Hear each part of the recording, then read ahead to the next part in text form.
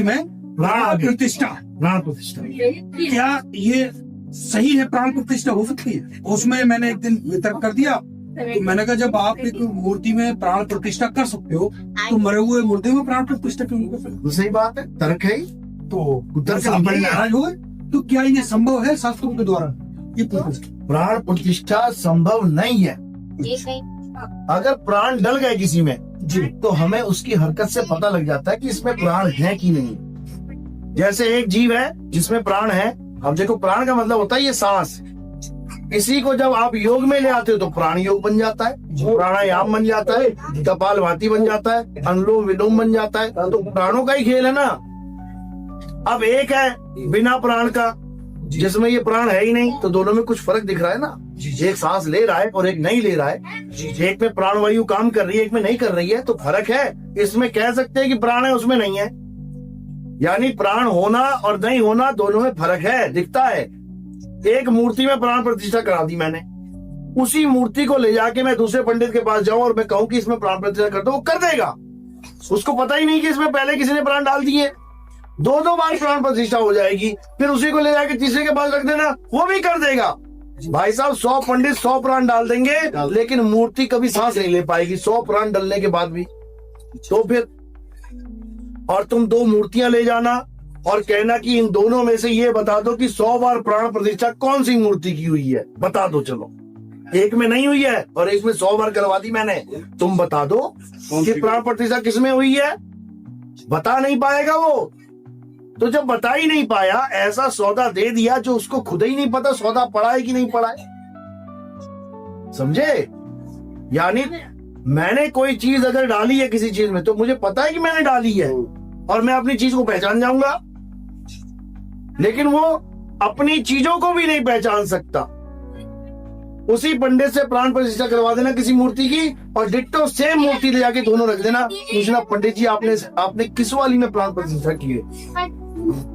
भाग जाएगा छोड़ के गद्दी वद्दी अपनी। कोई प्राण प्रतिष्ठा, हाँ, जिसको कहते हैं श्रद्धा के लिए तो तुम पत्थर को भी भगवान मान लो, तुम नदी को भगवान मान लो। गंगा नदी को माँ मान लिया, मैंने मान लिया चलो कि गंगा नदी मेरी माँ है, मैंने मान लिया। क्या वो माँ भी मुझे बच्चा मान रही है कि नहीं? मुझे तैरना नहीं आता, मैंने गंगा में छलांग मार दी माँ समझ के, अब वो मुझे डुबाएगी कि मुझे बचाएगी, पहले ये बता दो। बस इसका मतलब वो माँ नहीं मान रही है मुझे, वरना मुझे ना डूबने देती। और एक मुसलमान जो गंगा को नदी को माँ नहीं मानता लेकिन तैरना आता उसे, उसने छलांग मारी, अब गंगा क्या करेगी? उसको डुबाएगी, बचाएगी? तैर जाएगा। यानी मुसलमान जो माँ नहीं मानता उसको तो बचा रही है, और जो माँ मान के कूदा उसको मार रही है। तो काहे की मेरी माँ और काहे का मैं उसका बेटा, कि सारे धर्म मैं ही निभाऊं, मैं मानूं उसको माँ और वो मानती भी नहीं मुझे अपना बेटा, फिर क्या फायदा? या तो वो भी माने। भगवानों को इसलिए माना जाता है क्योंकि भक्तों की रक्षा करी है उसने, तब तो माना ना। और जो रक्षा ही ना कर पाया उसको मैं भगवान कैसे बोलूं? समझो, प्रहलाद की रक्षा हुई इसलिए तो भगवान माना गया उसको। बात ये है। तो ऐसा नहीं है कि भगवान रक्षा करते, भगवान अपने मंदिर में आके भी तांडव मचा देते हैं। केदारनाथ में जाओ, क्या हुआ था? हजारों लोग मर गए। मुसलमान मरा क्या वहां पे? या ईसाई मरा या सिख मरा? हिंदू मरे। यानी हिंदुओं की रक्षा भी भगवान नहीं कर पा रहा है, तो कैसा भगवान है भाई? नहीं समझ में आती मेरी बात किसी को। दिक्कत ये है, असली भगवान आत्मा है।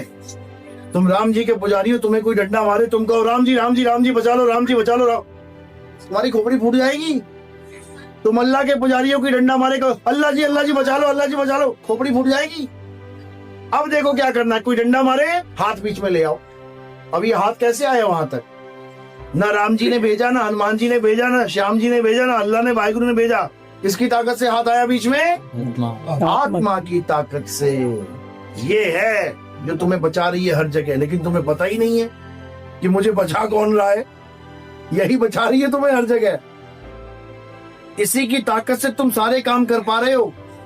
इसी की ताकत से तुम जय श्री राम बोलते हो, इसी की ताकत से तुम धन निरंकार बोलते हो, इसी की ताकत से तुम अल्लाह, वाहिगुरु, गॉड सब कुछ बोलते हो। लेकिन सब कुछ बोल के उसको पकड़ लेते हो, और जिसकी वजह से बोला जा रहा है उसको तुम जानते तक नहीं, तो कैसे कल्याण होगा? एक सवाल और, हाँ जी, बोलो। व्यक्ति को कोई परेशानी है, अब वो ये जो गांव के जैसे ये तांत्रिक होते हैं, ये सियाने जमाने, ये इनके पास जाकर जैसे कोई खेल रहा है, उस पर अगर किसी प्रकार का कोई देवता है और वो खेल रहा है, परेशान है, तो क्या इनके पास जाने से क्या उस समस्या का समाधान हो? कुछ नहीं खेलता।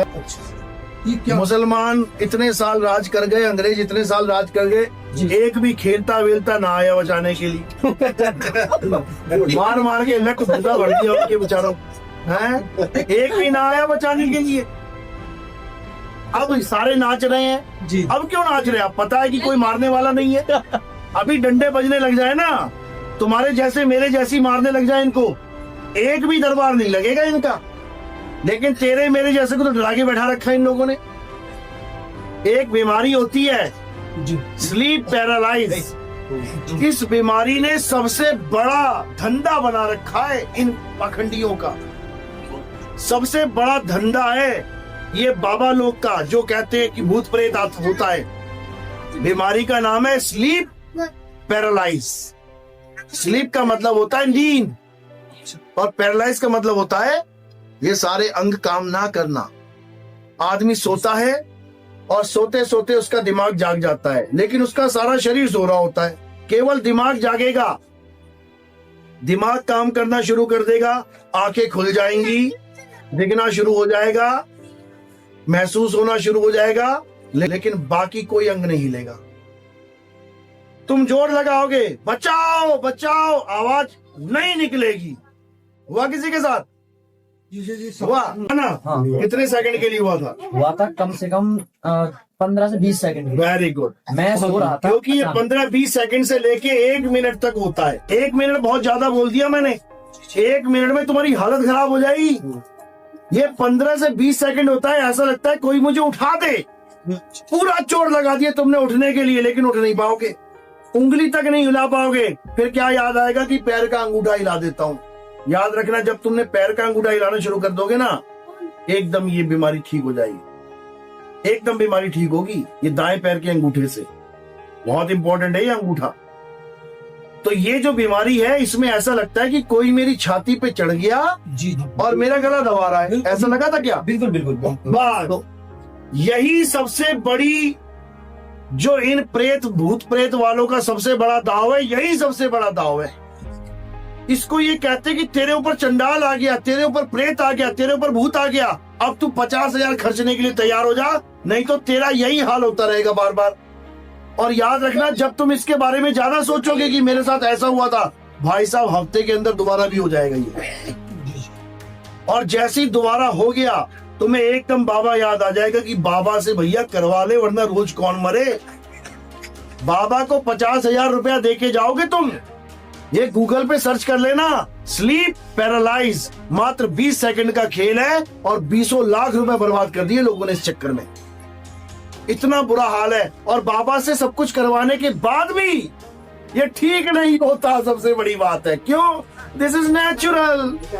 ये नेचुरल है, सबके साथ नहीं तो कम से कम 50% लोगों के साथ होता है।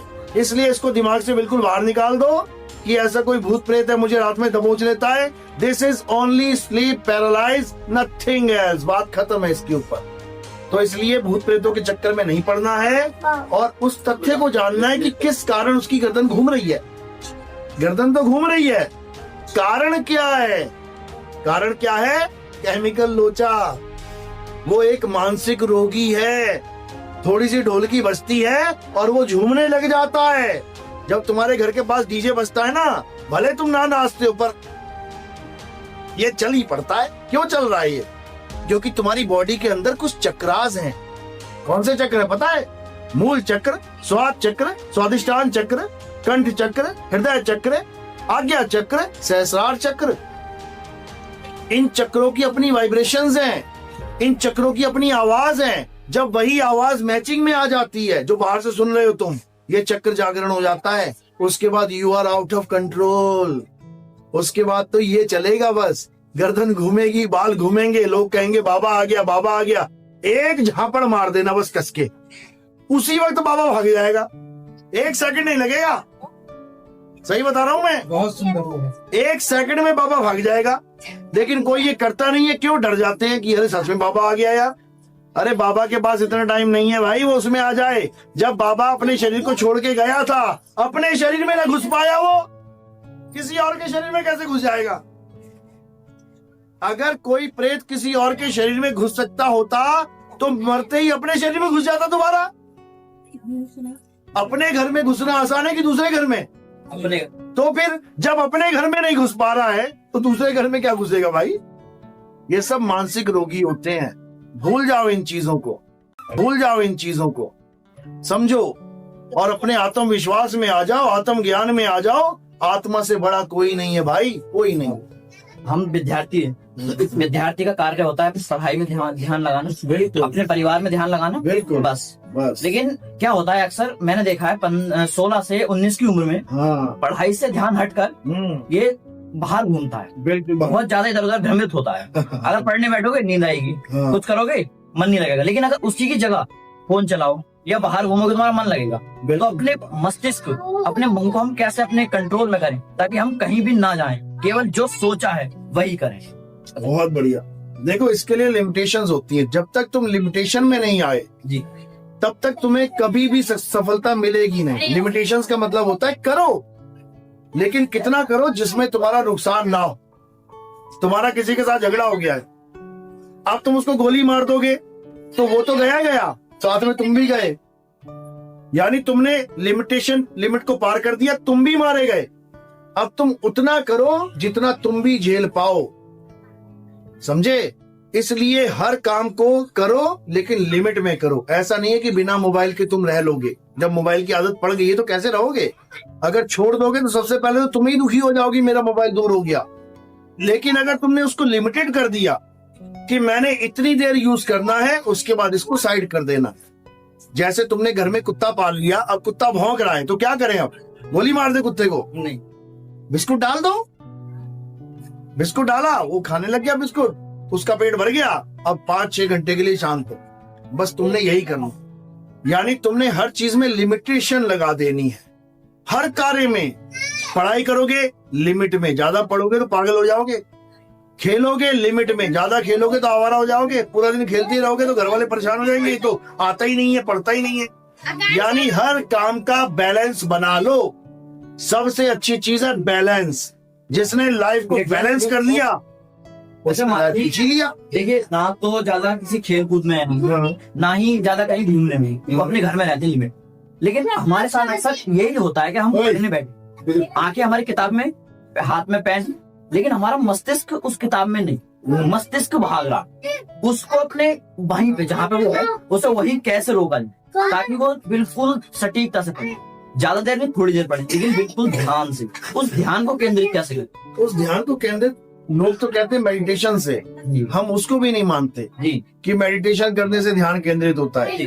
मेडिटेशन करने से क्या होता है कि तुम्हारा जो अपना ध्यान है, यानी तुम जहाँ पर मेडिटेशन करना चाहते हो वहां पर रुक जाएगा।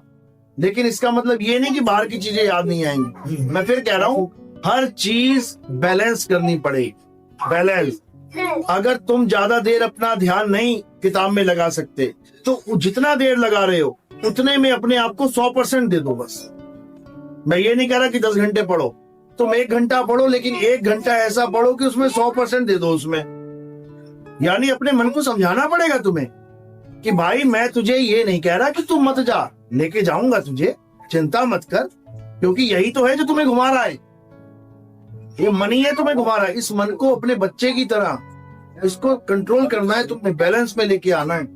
और जब तुम इसको बैलेंस में लेना सीख लोगे तो अपने आप काम ठीक हो जाएगा। इसको तुम दबा नहीं सकते। ऋषि मुनियों ने ये गलती करी है कि मन को दबाने की कोशिश। ये स्प्रिंग की तरह है, तुमने दबा तो दिया बेटा, जिस दिन उंगली हट गई ना ये 10 गुना ऊपर उछल जाएगा। इसलिए इसको दबाना नहीं है, इसको समझाना है, इसको प्यार से समझाना है। अगर ये घूमना चाहता है तो किताब बंद करके घूम ही आ यार एक बार, कोई बात 15-20 मिनट घूमना ना, घूमा। अब बैठ गए किताब लेके, अब नहीं घूमना है, अब यहीं बैठ, तो जब मन को समझाना शुरू करोगे तो समझेगा, करके देखना ये, क्योंकि मन समझता है। तुम्हारा 1 लाख रुपए चोरी हो गया, अब क्या करना है? अब मन को समझाना है कि देख बेटा, अगर मेरा होता तो ये नहीं जाता, जिसका था वो ले गया। तुमने मन को समझा दिया, मन शांत होके बैठ जाए। और अगर तुम समझा नहीं पाए, भाई साहब सोने नहीं देगा ये रात भर। जी जी तो क्या करना है? मन को दबाना नहीं है, समझाना है। मन को लिमिट में रखना है, या समझ लो, क्योंकि मन तो सबके साथ है ही है ना। आज जितनी भी जेलें भरी हैं, क्यों भरी हैं पता है? मन के कहने। वो खुद कहते हैं, अरे जज साहब क्या बताऊं, वो 5 मिनट का जो गुस्सा था ना, अगर वो मैं रोक लेता तो मुझे सारी उम्र जेल में ना पड़ा होना। बताओ, 5 मिनट अगर तुम रोक लो मन को, यानी समझा लो। किसी ने तुम्हें गाली दी, तुम्हारे पास पिस्टल लगी हुई है, पिस्टल है तुम्हारे पास, किसी ने तुम्हें गाली दी और तुमने पिस्टल मार दी, गोली मार दी, गोली मार दी ना, उसको तो मारा, तुम भी गए काम से। अब केवल मन को समझाना है। किसी ने तुम्हें गाली दी, तुम क्या समझाओ? अबे तू शुक्र मना गाली दी, अगर तुझे पत्थर मार देता वो तो तेरे चोट लगती। क्या गाली से तुझे चोट लगी? नहीं लगी। तुम ये बताओ कि 100 कोड़े खाना मंजूर करोगे या 100 गाली सहना? क्या आसान है? गाली क्योंकि कोड़े सामने दिख रहे हैं ना, इसलिए। लेकिन एक गाली नहीं सह पाओगे, बाहर वालों दे दे कोई, क्योंकि कोड़े गायब है उस वक्त। हाँ। कोड़े हैं लेकिन गायब है। कोड़े कब होंगे? जब उस बंदे को तुम सिर पे पत्थर मार दोगे, उसके बाद कोड़े मिलेंगे तुम्हें, आजा बेटा थाने में, उसके बाद कोड़े पड़ेंगे। इसलिए अगर इस दुनिया में सबसे आसान है कुछ सहना, तो कटु वचन सहना आसान है, लेकिन कोई सह नहीं पाता। कौन सहता है इसको? केवल साधु सह सकता है। समझ लो, खोद खाद धरती सहे और काट छाट वन राय, कटु वचन साधु सहे और से सहाना छाए। समझ लो, सबसे आसान है मैं तुम्हें गाली दूं और तुम सुन के अनदेखा करके अपने रास्ते चले जाओ। कितना आसान है, ना झापड़ मारा, डंडा मारा, ना पत्थर मारा, नो प्रॉब्लम। लेकिन सबसे ज्यादा प्रॉब्लम ही यही है, तूने ऐसे कैसे कह दिया, बस यही है। तो तुमने किस पे ले ली ये बात? दिल पे ले ली, मन पे ले ली। मन को समझाना था, अरे कोई बात नहीं, गाली तो दी है, कोई बात नहीं, कल को फिर माफी मांगेगा कि भाई साहब गलती हो गई। आज सिर पे फोड़ दूं उसके तो माफी भी ना मांग पाएगा वो, इसलिए मौका दो उसको माफी मांगने। अच्छा, आपकी कृपा से एक और प्रश्न। हाँ, मनुष्य का सबसे बड़ा सत्य क्या है? ये पूरा सत्संग यही करने में बिता दिया था कि सबसे बड़ा सत्य क्या है। आत्मा के अलावा कोई सत्य नहीं है। और जो कहते हैं सबसे बड़ा सत्य है कि मौत ही सबसे बड़ा सत्य है, मौत सबसे बड़ा झूठ है। सबसे बड़ा झूठ अगर कोई है, सबसे बड़ा स्कैम इस दुनिया में कोई है, वो मौत है कि तू मर जाएगा।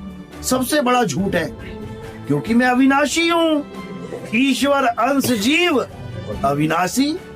वो खुद कह रहे हैं कि तू अविनाशी, और मैं अपने आप को मारने में लगा हूं कि मैं मर जाऊंगा, मुझे बचा लो। अरे तू कभी नहीं मरेगा, क्योंकि तू निरंकार है। समझो, तू ही निरंकार है। चलो बोलिए परमपिता परमात्मा की जय।